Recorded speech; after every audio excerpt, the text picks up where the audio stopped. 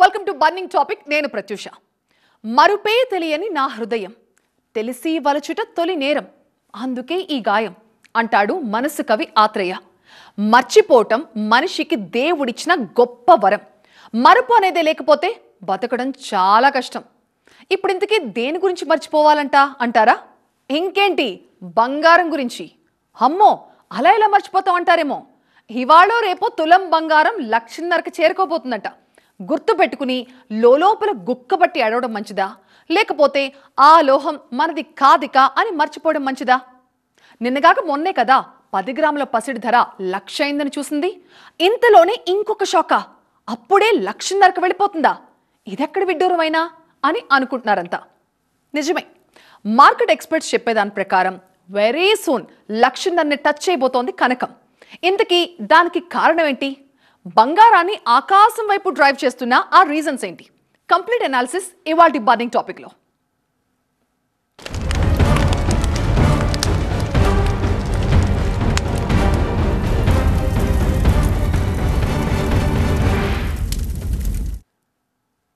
ఇది అసలే హార్ట్ అటాక్ల కాలం. ఎవరికొస్తుందో, ఎప్పుడొస్తుందో, ఎందుకు వస్తుందో తెలియని రోజులు. ఈ విషయం ఇంటి ఇల్లాలకి బాగా తెలుసు. ఇంటాయన్ని బంగారం అని పిలవాల్సి వచ్చినప్పుడు కాస్త ముందు వెనక ఆలోచించి జాగ్రత్తగా పిలవడం బెటర్ ఏమో. బంగారం అంటుందో, బంగారం కావాలంటుందో అన్న కన్ఫ్యూజన్ క్రియేట్ చేసినా చాలు, గుండె బద్దలైపోతుంది. అంతగా భయాన్ని క్రియేట్ చేసింది బంగారం ధర.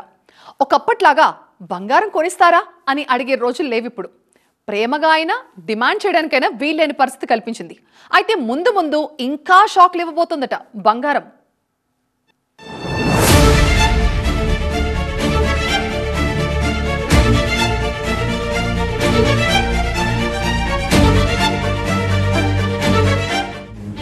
అమ్మో, బంగారమే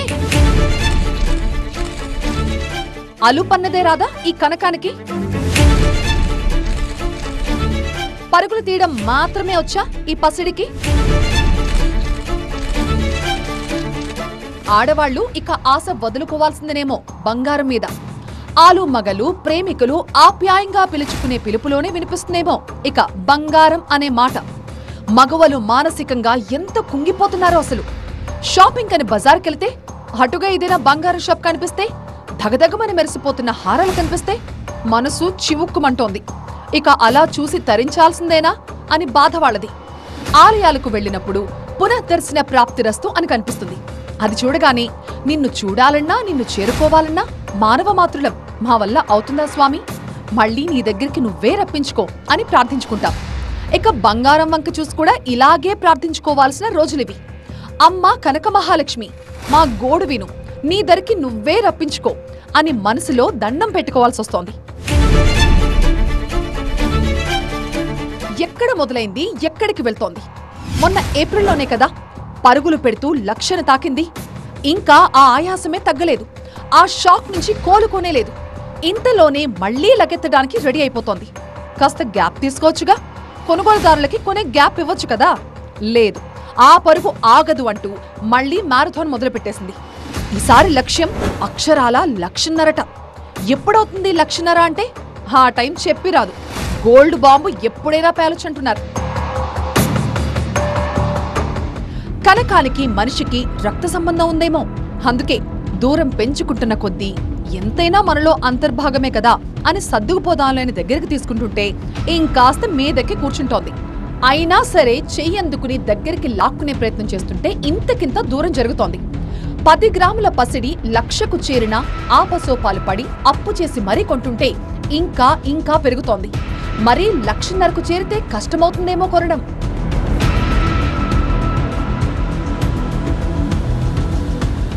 ఇప్పటికే బంగారం ధర సామాన్యుడికి ఎప్పుడో దూరమైంది. 1,00,000 అనేసరికి అత్యంత అవసరమైతే తప్ప కొనలేదెవరు. ఇదివరకు డిగ్రీలు తీసుకోగానే ఏదో ఒక జాబ్లో జాయిన్ అయి వచ్చే జీతంలో కొంత మిగుల్చుకుని గ్రాము చొప్పున బంగారం కొనుక్కునేవారు అమ్మాయిలు. కొన్ని గోల్డ్ షాపుల్లో నెలకింత చొప్పున కడితే ఆఖరి నెల వాయిదాను వాళ్లే కట్టేసి ఎంతొస్తే అంత బంగారం ఇచ్చేవాళ్లు. ఇప్పుడు వాటన్నింటికీ చెక్ పడినట్టుంది. కొనేవాళ్లు చాలా తగ్గిపోయారు. ఇప్పుడే ఇలా ఉంటే రేపొద్దున 1,50,000కు చేరితే పరిస్థితి ఏంటి?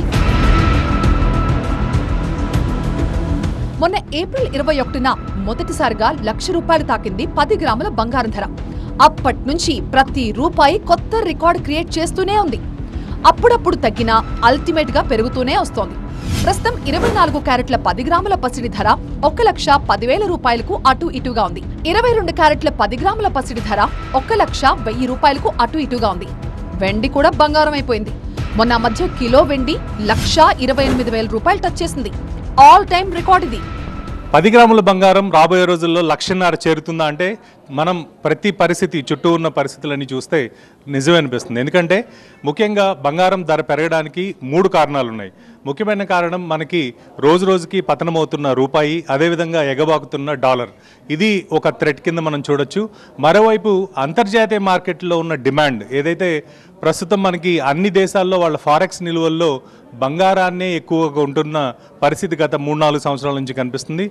మనం ఒక విధంగా చూస్తే అమెరికా లాంటి దేశం కూడా వాళ్ళ ఫారెక్స్ రిజర్వ్స్లో దాదాపు 71% వరకు కూడా బంగారాన్ని వాళ్ళు ఫారెక్స్ నిల్వల కింద పెట్టుకోవడం జరిగింది. ఇదే పరిస్థితి కనుక కొనసాగితే ప్రజలే కాకుండా దేశాల్లో కూడా ఈ డిమాండ్ పెరిగి దేశాలు రిజర్వ్ బ్యాంకులు ఏవైతే ఉన్నాయో వాటిల్లో బంగారాన్ని దాచుకునే పరిస్థితి మనకి రాబోయే రోజుల్లో ఎక్కువ కనిపిస్తుంది. సో ఇది రెండో విషయం అయితే, మూడో విషయం మనకి ముఖ్యంగా డొమెస్టిక్ డిమాండ్. రాబోయే రోజుల్లో ఇక్కడ దీపావళి కావచ్చు, అదేవిధంగా పెళ్లిళ్ళ సీజన్ కావచ్చు, ఇవన్నీ కూడా ఇక్కడ నుంచి మొదలవుతున్నాయి కాబట్టి దేశీయంగా కూడా బంగారానికి డిమాండ్ ఉంటుంది. సో ఈ 3 కారణాల వల్ల రాబోయే రోజుల్లో బంగారం పెరిగే అవకాశాలు ఉన్నప్పటికీ అంతర్జాతీయ మార్కెట్లో ఉన్న డిమాండే ఎక్కువగా దీని మీద ప్రభావం చూపించే అవకాశం ఉంటుంది. ఎందుకంటే ప్రస్తుతం $3,600 దగ్గరున్న బంగారం రాబోయే రోజుల్లో $5,000 పర్ ఔన్స్ రీచ్ అవుతుందని చెప్పి రీసెర్చ్ రిపోర్ట్స్ ఇవన్నీ చెప్తున్నాయి.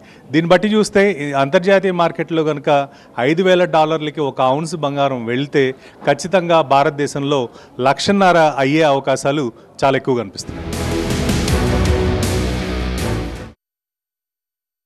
బంగారం ధర 1,00,000 అవ్వబోతుందని ముందే ఊహించారు బులియన్ ఎక్స్పర్ట్స్. వాళ్ళన్నదే నిజమైంది. ఇక ఇప్పుడు 1,50,000 కాబోతుందంటున్నారు. ఇది అక్షరాల నిజం కాబోతుందని కూడా చెప్తున్నారు. అసలు దీని అంతటికీ కారణం అంతర్జాతీయ మార్కెట్లో నెలకొన్న పరిస్థితులే. అమెరికాలో ఔన్స్ బంగారం ధర $3,600 దాటేసింది. ఈ రేంజ్ని టచ్ చేయడం హిస్టరీలోనే ఫస్ట్ టైం అని చెప్తున్నారు. ఆ ఎఫెక్టే ఇప్పుడు కనిపిస్తోంది. పసిడి ధరలు ఒక్కసారిగా భగ్గుమన్నది అందుకే.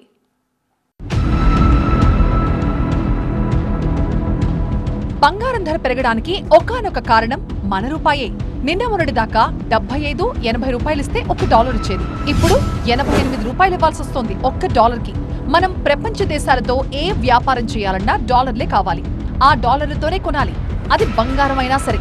మనం చెల్లించాల్సిన రూపాయలు ఎక్కువగా ఇవ్వాల్సి రావడం కూడా బంగారం ధరలను పెంచేస్తోంది.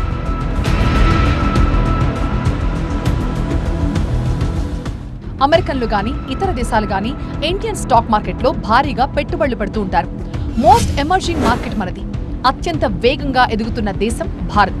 సో ఇక్కడ పెట్టుబడి పెడితే భారీ లాభాలు వస్తాయన్న ఉద్దేశంతో వేల కోట్ల రూపాయలు ఇన్వెస్ట్ చేస్తుంటారు. అలా డాలర్లు వచ్చి పడుతుంటాయి మనకి.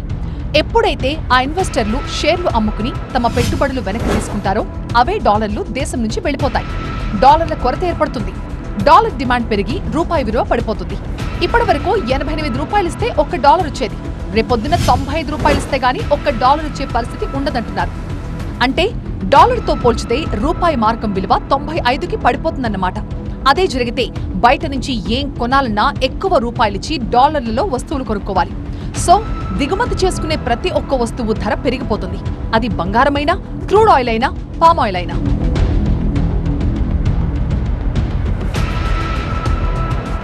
దానికి తోడు చదువు పేరుతో అమెరికా వెళ్లే భారతీయులు అక్కడ ఉద్యోగాలు చేస్తూ ఇండియాకి డాలర్స్ పంపించేవాళ్లు. ఇప్పుడు ఆ డాలర్స్ కూడా తగ్గాయి.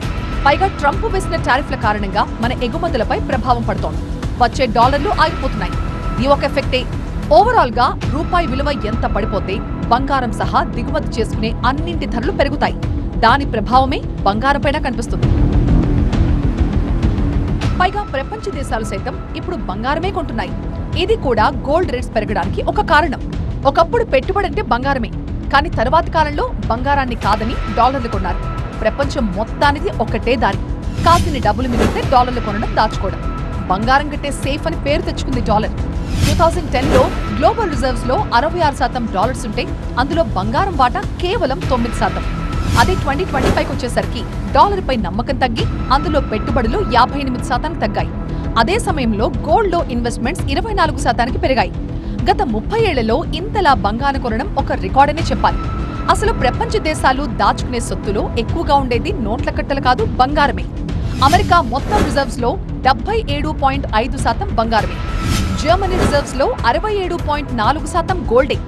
ఇండియా రిజర్వ్స్ లో మాత్రం కేవలం 8% మాత్రమే. అలాగని ఇండియాని తక్కువ చేయడానికేం లేదు. దేశ ఖజానాలో దాచిన బంగారాన్ని పక్కన పెడితే ఈ ప్రపంచంలో ఏ దేశంలో లేనంత బంగారం ఉన్నది మన దేశంలోనే. డాలర్ విలువ పడిపోవడానికి, బంగారం ధర పెరగడానికి కారణం పెరుగుతున్న ధరలు, అమెరికా ఆర్థిక వ్యవస్థ బాగోలేకపోవడం, ప్రపంచవ్యాప్తంగా నెలకొన్న అనిశ్చితి, తొలగిపోని యుద్ధ భయం.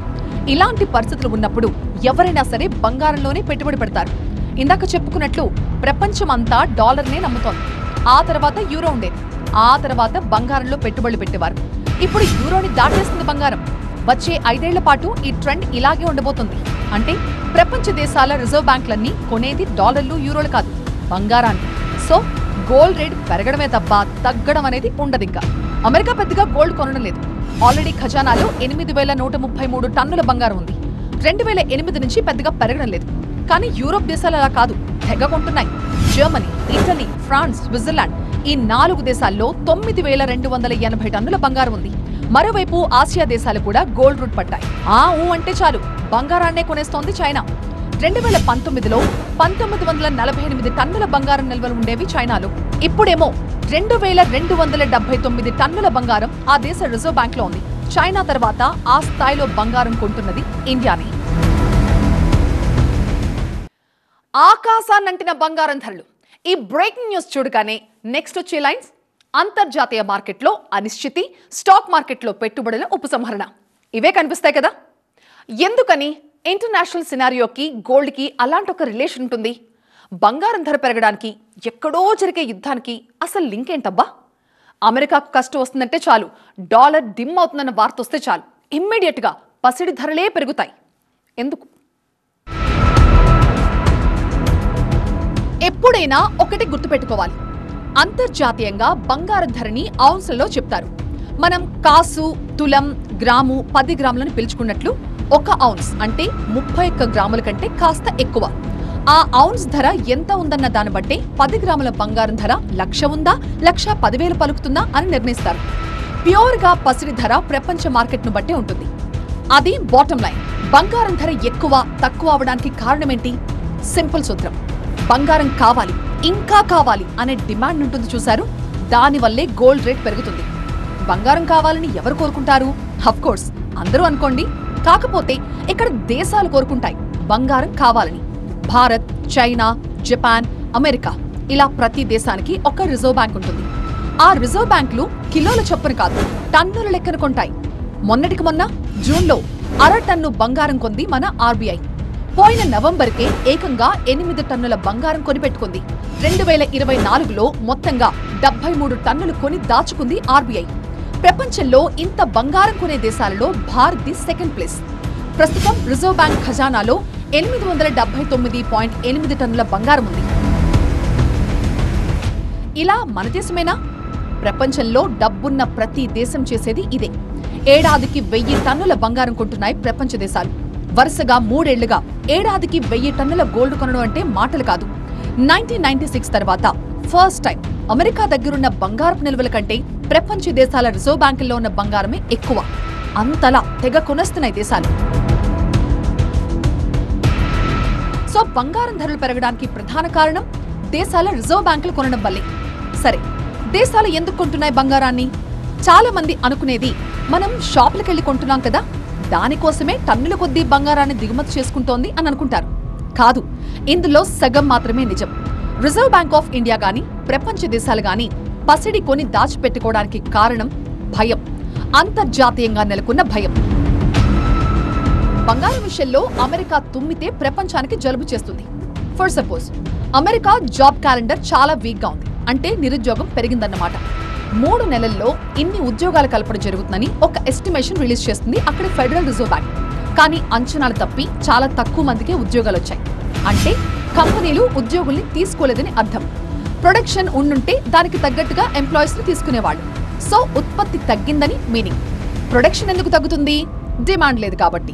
డిమాండ్ ఎందుకు లేదు? జనం చేతిలో డబ్బు లేదు కాబట్టి. డబ్బు ఎందుకు లేదు? పెరిగిన ధరలు. వాటికి కారణం యుద్ధాలు, ట్రంప్ టారిఫ్లు. సో ఫెడ్ రిజర్వ్ తక్షణ కర్తవ్యం అమెరికన్ల చేతుల్లో డాలర్లు పెట్టడం. అందుకోసమే వడ్డీ రేట్లు తగ్గించబోతున్నామనే సిగ్నల్ ఇచ్చింది. ఇది కూడా గోల్డ్ రేట్ పెరగడానికి ఒక కారణం. వడ్డీ రేట్ల తగ్గింపు నిర్ణయం కూడా గోల్డ్ ప్రైస్ పెంచుతుందా అంటే ఎస్. పరిస్థితులు బాగోలేకపోతేనే ఫెడ్ రిజర్వ్ ఇంట్రెస్ట్ రేట్లు తగ్గిస్తుంది. ఆల్రెడీ అక్కడ బ్యాంకుల దగ్గర లోన్లు తీసుకున్న అమెరికన్లు ఇండియా, చైనా, ఇతర దేశాల స్టాక్ మార్కెట్లలో ఇన్వెస్ట్ చేశారు. అలా ఇన్వెస్ట్ చేసిన వాళ్లంతా షేర్లను అమ్మేసి వచ్చిన డబ్బులతో బంగారం కొంటారు. ఎందుకంటే ఎలాంటి పరిస్థితుల్లోనైనా బంగారమే సేఫ్ కాబట్టి, సురక్షితమైన పెట్టుబడి కాబట్టి. ఇలా అమెరికన్ ఇన్వెస్టర్లు ఎప్పుడైతే బంగారం కొనడం మొదలు పెడతారో డాలర్ బలహీనపడటం తగ్గిపోతుంది. గోల్డ్ డాలర్కున్న రిలేషన్ అలాంటిది. డాలర్ ఎంత వీక్ అయితే గోల్డ్ అంత ఎక్కువ కొనొచ్చు. సో డాలర్ వీక్నెస్ గోల్డ్ రేట్లు పెరగడానికి కారణమవుతోంది. సరిగ్గా ఇవే కారణాలతో ప్రపంచ దేశాలు కూడా కొంటాయి. అమెరికానే భయపడుతున్నప్పుడు ఇతర దేశాలు భయపడవా ఏంటి? ఖచ్చితంగా భయపడతాయి. ఇన్వెస్ట్మెంట్స్ లో సేఫ్ హెవెన్ ఏదని ఆలోచించినప్పుడు గోల్డ్ ఒక్కటే కనిపిస్తుంది. రేపొద్దున ఎంత అనర్థం జరిగినా గోల్డ్ కాపాడుతుందన్న ధీమాయే కారణం. అందుకే ప్రపంచ దేశాలు బంగారాన్ని కొనిపెట్టుకుంటున్నాయి. ఆ డిమాండ్ కారణంగానే ఔన్స్ బంగారం ధర $3,650 పెరిగింది. బంగారం ఎప్పుడైనా సరే సాధారణ డిమాండ్ కంటే కూడా భయాలు ఉంటేనే భారీగా పెరుగుతుంది. యుద్ధమో, క్రూడ్ ఆయిల్ ధర పెరిగేంత పరిస్థితి వస్తేనో ప్రపంచం అల్లకల్లోలమైపోతుందన్న భయాలు పుట్టుకొచ్చి షేర్లు, బాండ్లు, కరెన్సీల్లో పెట్టిన పెట్టుబడులు వెనక్కి తీసుకొచ్చేలా చేసి ఇన్వెస్ట్మెంట్ అంతా బంగారంలోకి వెళ్లేలా చేస్తుంది. అందుకే భయమే బంగారం ధర పెరగడానికి మెయిన్ రీజన్.